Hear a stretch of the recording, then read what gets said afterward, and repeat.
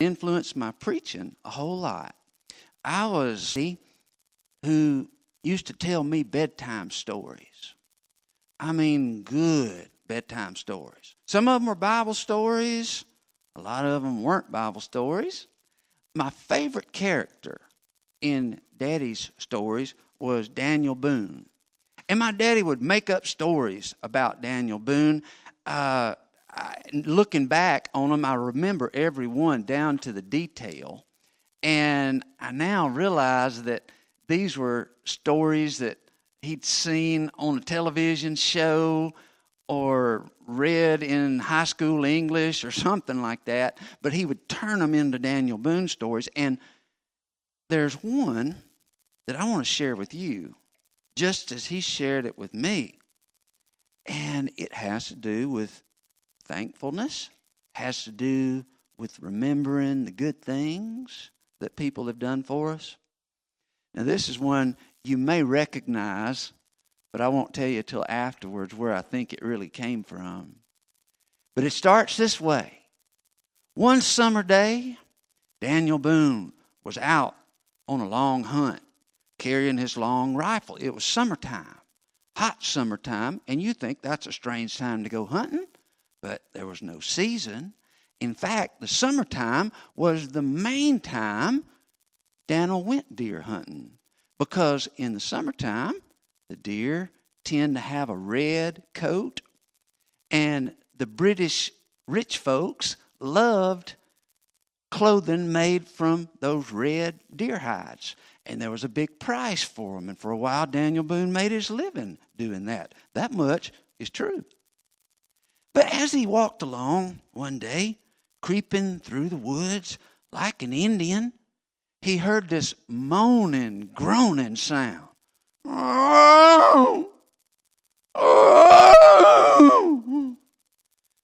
And it startled him at first. But he started walking in the direction of that sound. And he climbed up a hill and topped it, looked down into the valley, and there was a big old bar, a big 600-pound bear, trapped in a big steel trap. Now, this bear had been in that trap, looked like, for a couple of weeks, and that meant he'd had nothing to drink except rainwater, nothing to eat, and so this bear was in a very weak condition. And Daniel Boone recognized he was in a weak condition, and for some strange reason, this bear hunter had some pity on that trapped, weak, helpless bear, eased up to him, rubbed him on the forehead, the bear barely even opening his eyes, but sniffing loud. And Daniel reached and pried open that trap and threw it over to the side, and the bear went, oh. And Daniel took some of the deer meat off a deer he'd recently killed earlier that day, left it with the bear. A stream was nearby, and he gave that bear a chance. Well, the summer passed, and another year, and finally it was summertime again, and Daniel Boone was back in that same section of Kentucky. The dark and bloody ground, dark and bloody things could happen in Kentucky during that time. The Shawnee Indians were on the warpath, and as Daniel walked through the woods with his rifle over his shoulder, whistling a little tune, all of a sudden, out of the trees jumped half a dozen Shawnee braves. They were on him before he even knew what had happened. They had him down with a knife at his throat. And so they tied him up with a long stick behind his back and marched him to their camp. Tied him to a big old tree in the middle of camp. Left him there all night. The ropes were tight on his hands. They were rawhide ropes that shrunk. They were tight. He was standing. He got no sleep at all that night, wondering what was waiting on him the next morning. But when morning came, he didn't have long to wait. because as the sun was coming up, Daniel Boone saw 6 warriors coming toward him carrying this huge box-looking contraption. And it was obviously extremely heavy. They were straining. And as they got closer, he realized it was more of a cage. It was actually a cage made out of tree limbs. And they came closer and closer, and he could see a black mass in there, and he realized it was a bear. Oh, he thought, they're going to turn that bear loose on me. They've probably been starving him for a week. He is going to maul me to pieces, and they're going to be standing around watching just for fun. Sure enough, that's exactly what they had in mind. They brought that cage, say 20 yards or so from where Daniel was tied. They opened up the gate, and they all jumped over to the side, watching, waiting. And the bear, sure enough, came tearing out of that cage, running right toward Daniel. But he stopped when he got right up to Daniel. And he looked around, and he sniffed him.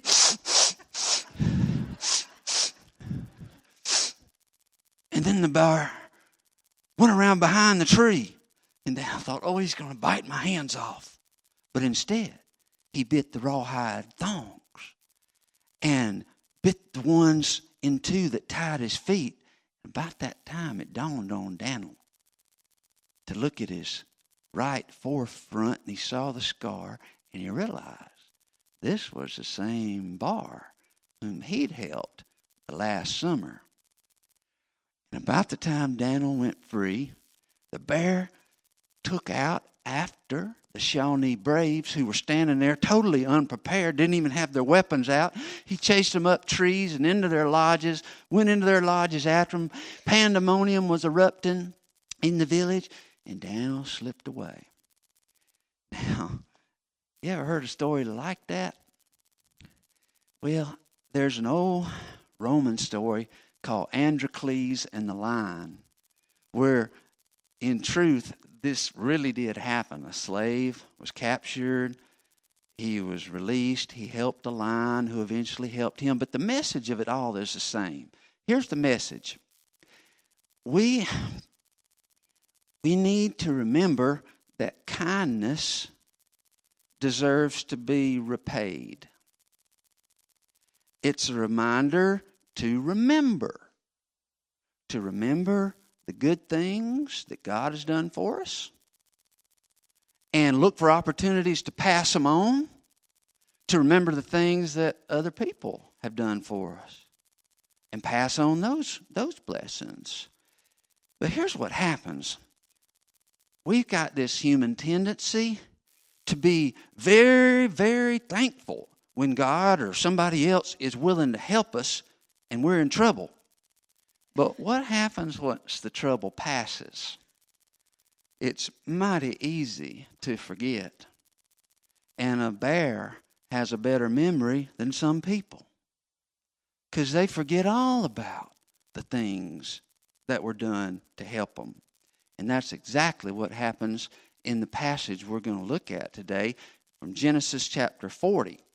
Now, in this message, you're going to see us reading a whole lot more scriptures than we normally do, because this is a really long story.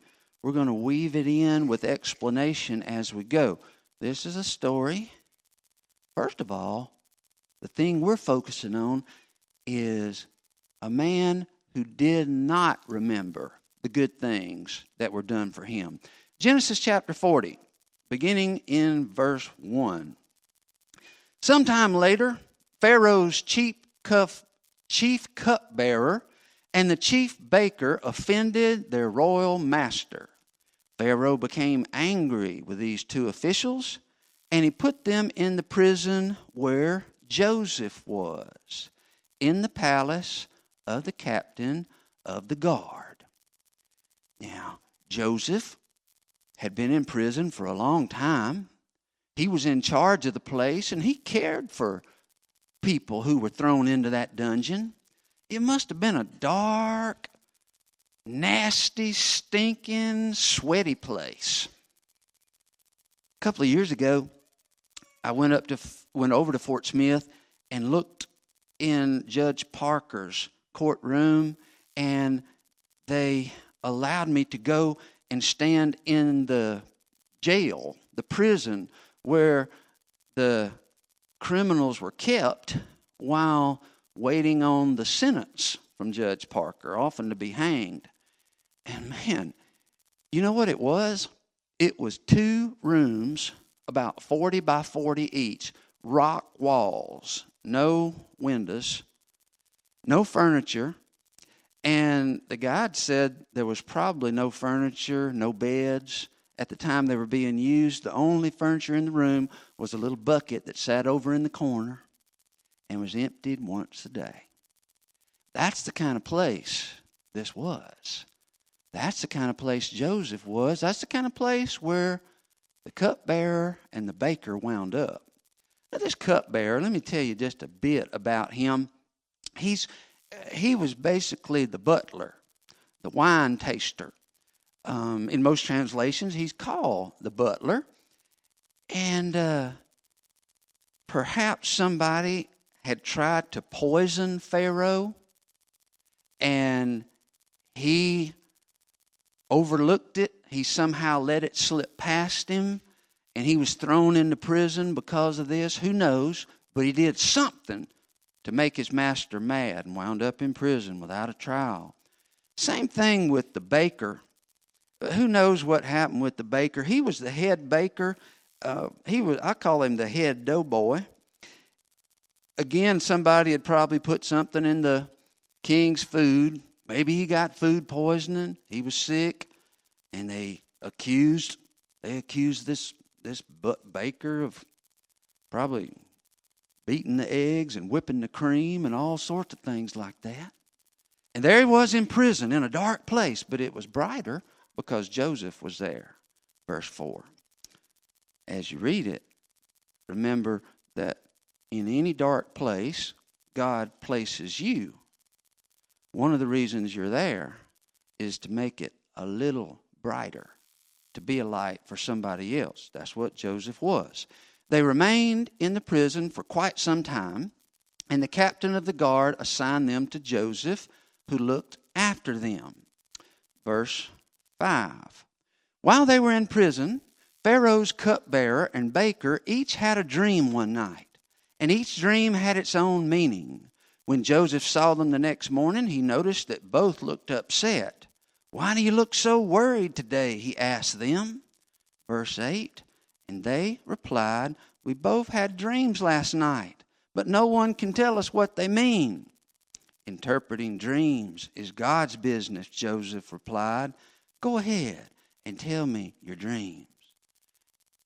And these 2 Egyptians had probably just heard the name of God for the very first time.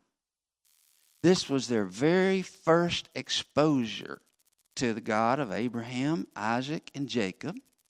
And they were about to discover that God is a personal God who sees and cares about individuals and even knows what's going to happen to them before it happens and can sometimes reveal it before it happens. And so they asked for an interpretation. Verse 9. So the chief cupbearer told Joseph his dream first. "In my dream," he said, "I saw a grapevine in front of me. The vine had 3 branches that began to bud and blossom, and soon it produced a cluster of ripe grapes. I was holding Pharaoh's wine cup in my hand, so I took a cluster of grapes and squeezed the juice into the cup. Then I placed the cup in Pharaoh's hands." "This is what the dream means," Joseph said. "In 3 days, Pharaoh will lift you up and restore you to your position as the chief cupbearer." And that was the interpretation. And along with that interpretation, Joseph asked for a favor. He asked to be remembered. "Let's make a deal here so that you remember me." verse 14 and 15. And please remember me, and do me a favor when things go well for you.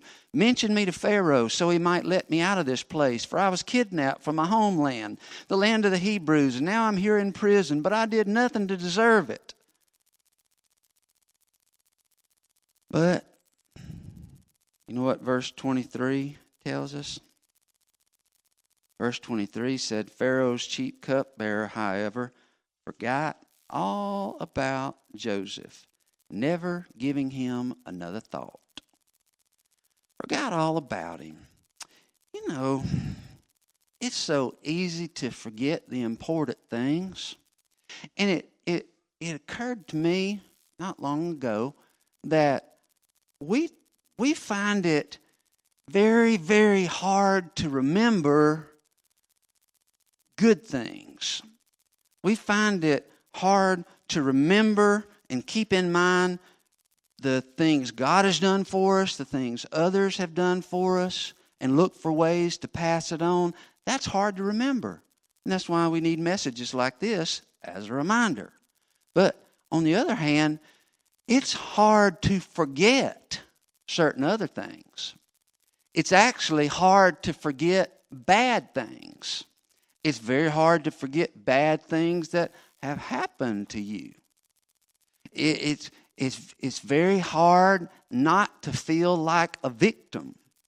It's very hard not to let resentment build toward other people or maybe toward the world itself because you got hurt. The very things we need to forget, we remember. The things we ought to remember, we forget. I had an old friend in Alabama whose grandfather was a country doctor during the Great Depression.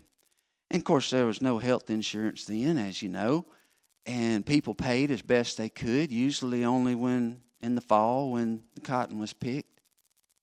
His name was Dr. Harper, and he always treated everybody who came to him, whether they could pay him right then or not, he would give them credit with the promise that they'd remember and pay him in the fall.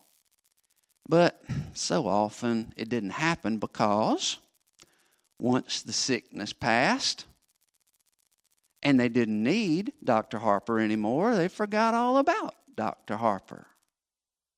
And so Dr. Harper lost probably 50% of the money he could have made down through the years because of people who did not remember.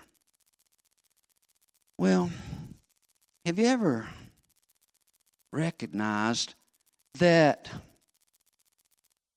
you and I both have a running account? An account with God and with other people who have blessed us over the course of our lives. People who were right there to advise us, to encourage us, to support us when we were in a bad time. Think all the way back to your childhood. A grandparent who gave you unconditional love. A mother, an aunt, an uncle who took an interest in you and helped form you into what you are, a school teacher, a Sunday school teacher. They're people God used in your life. And Thanksgiving is an important time to remember them. And I'm not saying that you need to go to those individuals and hand them a $100 bill, at least not in most cases. What you do need to do is remember how often you've been blessed and look for chances to pass it on. You don't have to always give it directly to the person who helped you way back then because they may be dead or living far away. But there's somebody you can help. And Jesus said, if you do it to the least of these, my brethren, you do it also to me. But we're bad about being unreliable. People are unreliable. Anybody ever let you down? Don't even raise your hand. Anybody ever let you down? I bet they have, and I bet you've let other people down as well. I've been let down. I've let others down. People are just unreliable. Just like the butler, the cupbearer, who forgot all about Joseph. Let's go back to his story. Genesis chapter 41, verse 1. 2 full years later, Pharaoh dreamed that he was standing on the bank of the Nile River. Dream. He had a dream, a troubling dream that he could not understand. He dreamed that there were 6 fat cows grazing in the lush grass, and 6 skinny cows came up out of the river and gobbled them up. Now, have you ever really pictured that in your mind? I mean, you might could picture a wolf eating a cow, but can you visualize cows gobbling up cows? Must have been a scary sight. And then the same thing happened with 7 very scraggly, dried up ears of corn who came and gobbled up 7 full ears of corn. But nobody knew what it meant. It was obvious that it was something to do with the future. Pharaoh suspected it was. The Egyptians looked for things like that, but nobody could interpret it. And Pharaoh began to get angry. And here is what jogged the butler's memory. When he realized Pharaoh was angry, and Pharaoh always got what Pharaoh wanted, it reminded him of the last time Pharaoh was angry and how he wound up in prison. And I'm sure his first thought was for himself. I hope I don't wind up in prison again. Hey, prison, dream. I know a man in prison who interprets dreams. And he remembered. And they called Joseph up from the prison. They cleaned him up. They brought him up. They dressed him in good clothes and brought him before Pharaoh.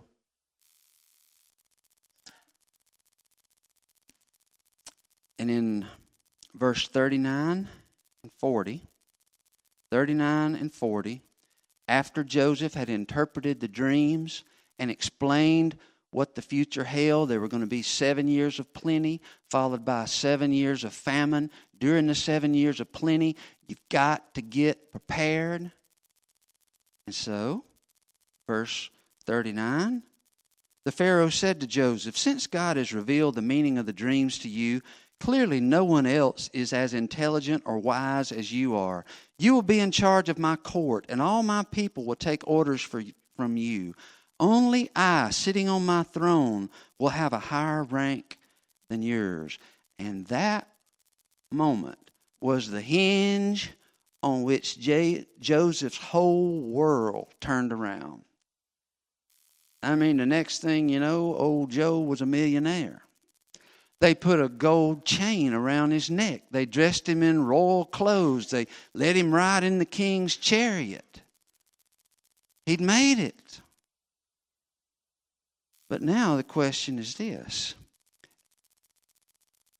Joseph has been blessed by God and by others, especially by God. Now that he's the one who finally got blessed, is he going to remember? Is he going to be thankful? Is he going to give credit to the God who helped him through the prison time and finally brought him out? Well, the answer is yes. Some people have good memories of good things. Joseph did, and it showed up in the names he gave to his sons. Verse 51 and 52. Joseph named his older son Manasseh, for he said, "God has made me forget all my troubles and everyone in my father's family." You see, God helped him forget the things he needed to forget.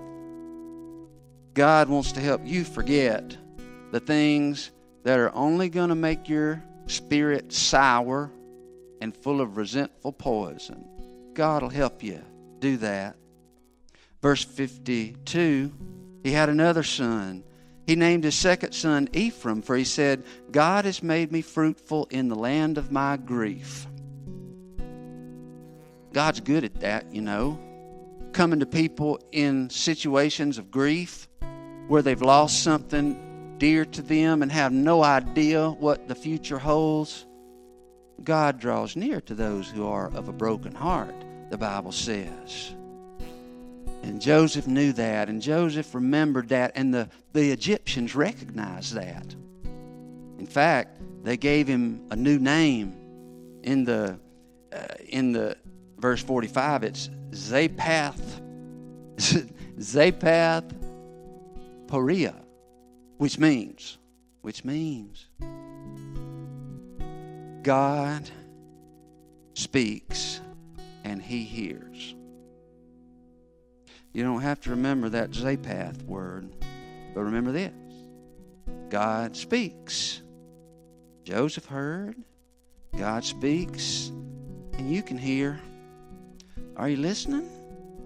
Are you listening when I ask you, who are the people who sprung you from traps you'd have never gotten out of on your own? Who are the people who got you out of situations where you were completely trapped? And what about the God who is with you all the time? The account is still open. Do you owe an old bill?